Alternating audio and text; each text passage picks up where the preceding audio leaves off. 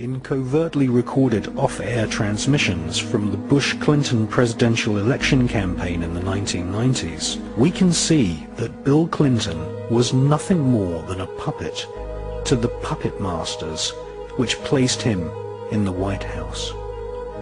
Bill Clinton's demeanor seems to be similar to a person who is under a hypnotic trance.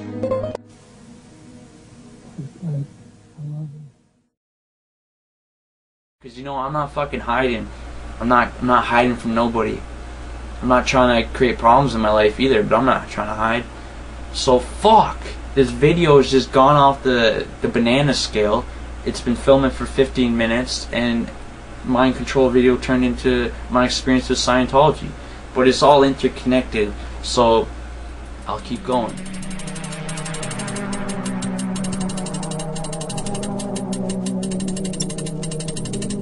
Would it be possible to hypnotize someone into doing something they normally wouldn't do? Like murder someone? Hell yes, I believe that. Half of this world is in a hypnotic trance. It doesn't need to take a one-on-one interaction to control someone's mind. So I believe that mind control is out there as much as it is inside here. Now, it's been over 5 years since I found out about the mind control, MKUltra, secret operations that the government has conducted in these past years, decades if you will. For sure it gets you going, like, fuck man, mind control, what else is there, man? People out control my mind and shit on every fucking level. There's Illuminati everywhere you look. There's government agents that are watching me because I think these thoughts. Now, some of it is true and some of it is blown out of proportion according to my perception, if you know what I'm saying. I feel a lot of the world leaders and religious leaders are very fucked up, to put it in simple forms. And we're fucked up too. If you look around, like, one time I was thinking, like, how come there's nobody doing the fucking job right? How come there's no, like, politicians or no person off the street just being like, yo, I know some shit, this shit's wrong, let me get fucking in there. And then one day I was watching Obsession, people with OCD, is that right? OCD, obsessive compulsive disorder? Yeah, OCD. I was watching them and people were fucked up. Like, no offense, I'm sure it's mad struggles. You gotta do like 1 2 3 1 2 3 1 2 3 1 2 3, like on the fucking light switch and shit before you leave the house. And then it started to hit me. Fuck man, no wonder we can't do shit when part of us is like this. Like, that's what basically has happened. That's what I feel like. We're all fucked. We're fucked off our tree, and we need to basically understand ourselves before we can understand life. Because how the fuck are you supposed to understand life if you don't understand your own fucking weirdness? If you don't understand, like Grant Morrison said, that there's somebody inside you that will kill your mother if need be. I think that shit that we don't know how to deal with, really. I think we're going through a time in history, or a time in life, or the process, whatever you want to call it, where we're starting to accept who we are. So back to the fucking MKUltra, the mind control. This shit is out there, and it's in our, you know, the military. That's a form of mind control. Government, religious, all of it is a form of mind control. They're trying to control your mind. Some of it isn't so upfront. Some of it is through indoctrination. Some of it is fucking electroshock, you know, they pulse that shit into you. It's Scientology, that's a fucking form of mind control for sure. And that's what I feel, man. And actually a quick story, I'll fuck it, because this is my video. Yeah, it's about mind control, but it's also my video. So I could say what I want, I can express what I want. Ain't no restrictions, ain't no fucking editing deadlines and shit. So what I was about to say is I went to the Church of Scientology on Yonge Street. Maybe they'll watch this shit and hunt me down and fucking try to sue me and shit. But I don't believe they'll do that. But anyways, that's what some people think. So I remember when I went back to the Church of Scientology, the first 10 Still Monks videos we made and shit, people were like, aren't you scared? Like, aren't you scared, like, about your face and shit? Like, you have your face is shown. Like, what if they take pictures of you and stuff? And I'd be like, and what, yo? They take pictures of me, you know, fucking have fun jerking off to that shit if you want to. Because, I don't know, I'm not going to live in fear. I always get off track here, but today is different because I'm letting myself get off track and I'm not editing it. Well, I am editing it, but... oh, fuck. Oh, yeah, my Scientology story. So I went into the Church of Scientology last year, I felt something pulled me in there, and not like they played some mind shit on me, but my own being said, you know, go in, let's see what's up. So a person off the street invited me in. I took the pamphlet. I filled out over 150 questions. Now some of it, like, I knew what they were trying to do. They were trying to find my weaknesses. They were trying to find what they could play on me. It's like a play of emotions. They're good at the little fucking get on top of you like a vampire and suck that shit and spit it back and be like, you're fucking God, you can do everything you want, you're Tom Cruise shit, you're fucking John Travolta shit, Will Smith even. But you know, I went in there, I was giving it a chance. I said, you know, like, let's see what these guys have to say. So I went in there. Personally myself, consider myself a universalist.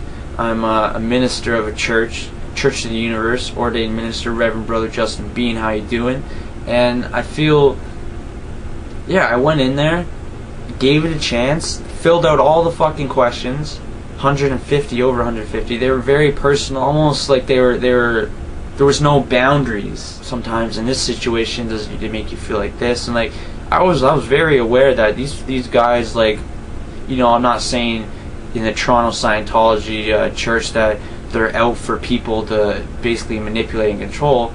But at the end of the day, I am saying that. Like, if you know what I mean. Like, sometimes I feel they don't even consciously know what they're doing because they're a part of it. Like, they themselves were just people on the street too that became members.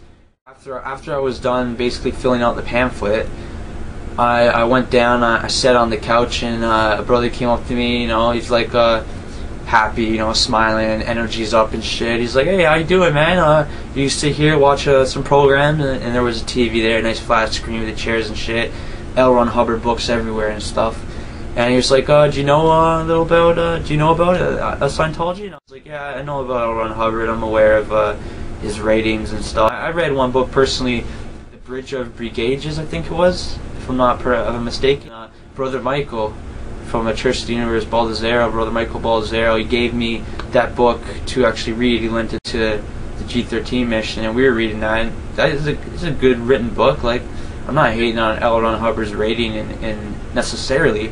I'm more disagreeing with what I feel he created. But, you know, do your own thing. If Scientology works for you, then go for it, man. But personally myself, like, you know, there's red flags raised all the time in your mind because, you know, you hear stories, you read information on the internet. Sometimes you want to experience it. Maybe it's not true. After I was sitting on the couch for like a couple minutes, buddy checked out my information and shit. And his whole demeanor changed after he read my information. Because I stated I was a founder of Stone Monk and I was a minister of a church. So I think his demeanor changed because he realized, well, fuck. I think this guy is a little bit, his head on his shoulders a little too much for us. I think he's a little aware about things, maybe, and maybe he doesn't need our help necessarily. And maybe I don't trust this guy because he seems a little, yeah, too much or whatever. So I sat down with him and I was talking to him. Like I was like, I'm interested in joining, you know, the Church of Scientology, find out more information. And what I found interesting right off the bat is he tried to push me away from it actually. And this is a person that 5 minutes ago would get me a couple glasses of water, he asked for all my questions, smiled at me, looked in my eye, and then all of a sudden he read my information, and I guess he started to feel maybe that this energy isn't something that we necessarily want. And maybe he didn't even realize himself, but subconsciously it's like, this guy's bad news. I was just talking to him, I was like, you know, I'm curious to join. He started to talk about how the books were expensive, and you know, it takes commitment, I don't know if it's really for you and shit. So I started to see how he started to push me away. I could see where he's going with it. And personally, me, I don't fuck around. Like, I have fun and shit, but I'm a pretty serious dude, you know. And like, I seen what he was doing and shit, and he seemed a little like he wanted to brush me off, like he wanted to move on with his day, and he didn't want me to be a part of it. So we kept talking, blah blah blah. And at one point, I looked at him straight in the eyes. I said, "Brother, do you fear me?" And I looked at dead in the eyes, like, "Brother, do you fear me?" He's like, "Oh, no, no, no, why would I fear you? Do you have a gun?" He's like, "Oh, no, I don't fear you, no, no, no, no." But I was basically, in my mind anyways, I was breaking through to him in a way that I was addressing what I feel he was doing, trying to brush me off and shit. And I felt he did fear me in a way, because I wasn't broken, I wasn't cracked. I wasn't asking for help. I wasn't looking for the light to save me. I was just a being looking in his eyes, and maybe he felt the reflection that maybe he is. I'm just saying, that's my perception. But when I looked into his eyes, like, he was scared. He was awkward. He felt vulnerable. He didn't like it at all. And by the end of it, you know, I got up and, like, sometimes I go, like, I take it to the extreme and, like, I get caught up in the moment. As you can see, it black block and shit, the anarchist video with me. And I was like, you know, I know the truth about Scientology. I know that L. Ron Hubbard was a pedophile, and I'm speaking this loud, like, so everyone could hear me when I'm leaving. He's like, get out, or else I'm gonna have to call the police. This is private property. And I just find it interesting because they invited me onto the property now because they don't agree with me, and I guess maybe I'm being disrespectful. Maybe they had the right to kick me out. I don't know. The purpose of this video was to express my views, my feelings on mind control, MK Ultra in North America, all over the world. And personally, I feel I haven't gotten depth into things, but I've brushed the surface, and I encourage you yourself to research, check out MK Ultra, mind control, check out the techniques, the stories. They're sad, man, to be honest. Like the way we treat each other and stuff, like our soldiers and stuff. Give them LSD and say, hey. Or giving PCP, LSD, say, try to run, do your track that you usually do and shit. You know, like one brother didn't even know what day it was. And, like, I think it's sad.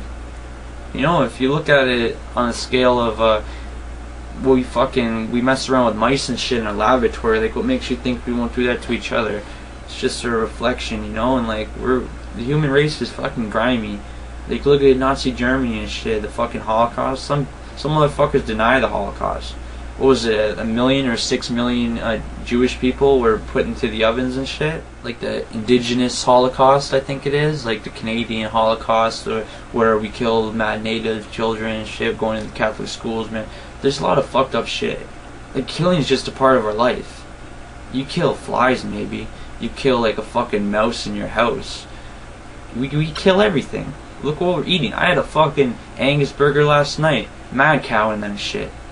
So our being is so familiar with killing that I guess it's been taking a long time to get away from that. Cause we don't give a fuck. Like Boardwalk Empire, motherfuckers. You looked at him wrong, you mouthed off to him, you're dead. I'm killing you. It's over with. I'm moving on with my day. You're dead. Like, that shit is fucking, this intense shit, I guess, you know. From this side to this side and this side. So many different organizations that are affected with mind control that we cannot be misled into believing that it's just one particular group of people or another. We can't even say that this is Democrats or Republicans. No. This has nothing to do with party lines. What it has to do with is a New World Order agenda. When I was under mind control, before I was rescued and my mind and my memory restored, I was totally robotic. I had no ability to think for myself. I had no ability to question or to reason. I could only do exactly what I was told to do. One thing that I was told to do was to attend a White House cocktail party. This was during the Reagan-Bush administration while Ronald Reagan was president. It was on one occasion in particular that I heard Ronald Reagan talking with then Prime Minister of Canada, Brian Mulroney, who was also involved in this New World Order effort. And he said at that time that he believed the only way to world peace is through mind control of the masses. This is terrifying in proportion, especially when, having experienced mind control, I know that there is no peace of mind under mind control. Without free thought, there's no free will. Without God-given free will, there's no spiritual expression. And I wonder, what kind of a so-called world peace can we have where people have no peace of mind, where they have no spiritual expression, when they're not even in touch with their own identity? Or it's very frightening in proportion when we consider the ramifications of what all mind control entails and how anyone can justify a robotic society under the so-called world peace guise, which is actually the New World Order, world dominance. And I'll say another thing. I'll try to feel this right now. I'll try to channel this shit to you. Personally, I feel nothing matters more than what you believe matters. So if you feel all this information, because that's all it is, really, it's information. Yes, there are physical manifestations of that information, but it doesn't mean that it's in your daily life or in my daily life. I haven't had a president shapeshift in front of me while he's raping me. Some people have. That's some fucked up shit. Think about it. Imagine President Bush, he's fucking raping you and he shapeshifts. That people don't want to believe that shit. That's some fucking outer space shit. But maybe it's out there, you know, and maybe you might look at it and be like, holy fuck, some people are going through some shit. May not be you, but doesn't mean it's not happening. So at the same time, if your life is good, if your life is gravy, and you got no problem with how you're living it, maybe you don't need to look into this information. Because at one point it's like you realize, like, fuck, this information makes me mad, kind of depressed, kind of sad, and frustrated. Like, what the fuck can I do about it? To really, like, not too much. You can share the information, you can tell the world that this is the truth and we all need to look at it, but no one's going to listen unless they want to, and that's what I've realized. So I guess I've scaled it back a notch, per se. I'm not going out on the streets and feeling the feelings and acting out what I feel I needed to do. What I need to do is basically understand myself and understand what the fuck is in here, you know, and live my life to the best I can.